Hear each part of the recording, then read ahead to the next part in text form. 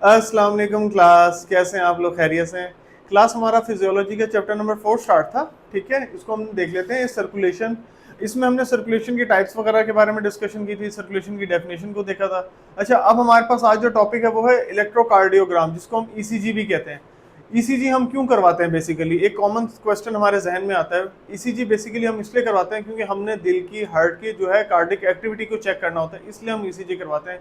ये एक ऐसी टेक्निक है जिससे हम जो है सारे उसकी नोड्स वगैरह जो है वो देख रहे होते हैं। अच्छा, ग्राफिकल व्यू में। अब इसके बारे में पढ़ लेते हैं डेफिनेशन के। It is a technique of recording the electrical activity of heart. Basically जो हमारी इलेक्ट्रिकल एक्टिविटी होती है ना हार्ट की, वो हम कराते हैं ईसीजी में। The recording itself is called electrocardiogram, और इस रिकॉर्डिंग को हम कह रहे हैं इलेक्ट्रोकार्डियोग्राम।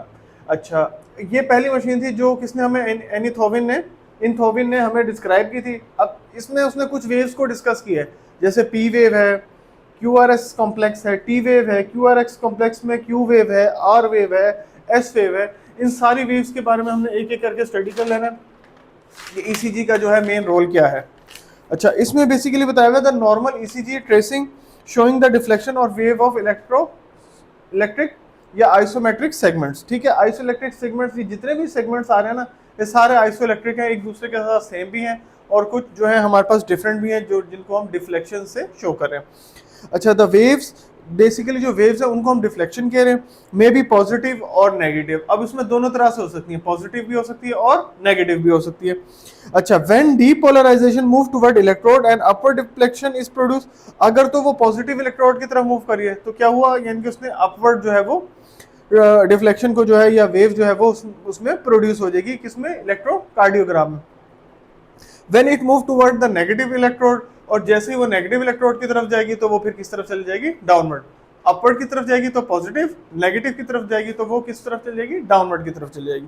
अच्छा, अब आ रहा है the record shows depolarization followed by repolarization. अब वो दोनों चीजें जो है वो आपस में कंबाइन हो रही हैं, depolarisation followed by repolarisation of different regions of the heart.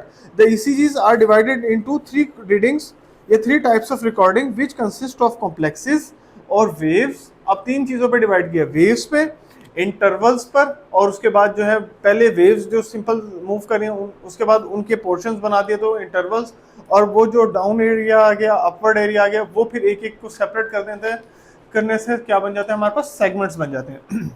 अच्छा, अब उसके बाद आ गया पी वेव। पी वेव क्या होती है? This is caused by electrical potential generated by atria. अब ये हार्ट की तरफ से आ रही है, एट्रिया की तरफ से depolarize prior to contraction. P wave में हमारे पास कॉन्ट्रैक्शन फेज आ रहा है, which mean that P show arterial depolarization. अब इसका मतलब ये है कि जो पी वेव है उसने हमारे पास आर्टीरियल डीपोलराइजेशन स्टार्ट कर दिया।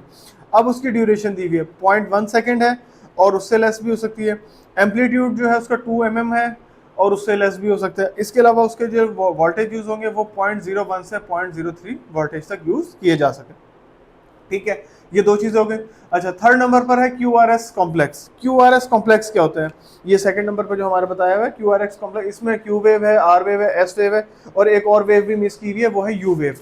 वो भी इसमें जो है वो शामिल हो जाएगी, यू वेव।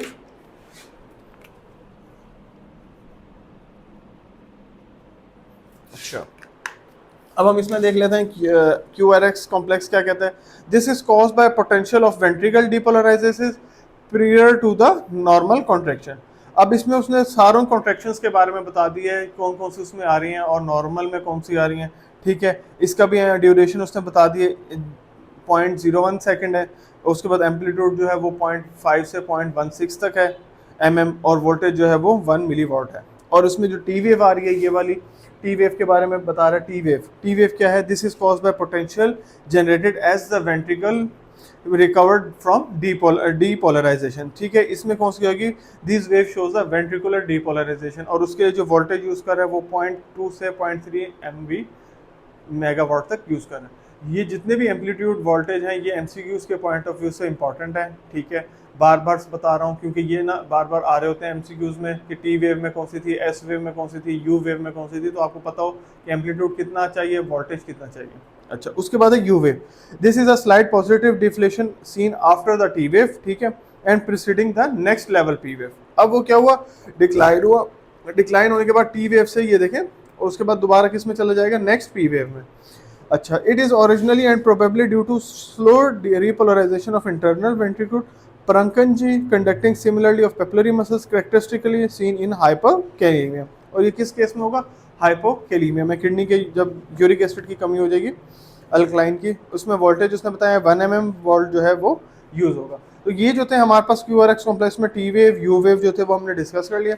नेक्स्ट हमारे पास जो है नॉर्मल इंटरवल्स, वो इंशाल्लाह हम इसी के साथ ही नेक्स्ट लेक्चर में डिस्कस कर लेते हैं, ताकि जो है हमारा ये टॉपिक जो है वो कंप्लीट हो जाए। Thank you so much class.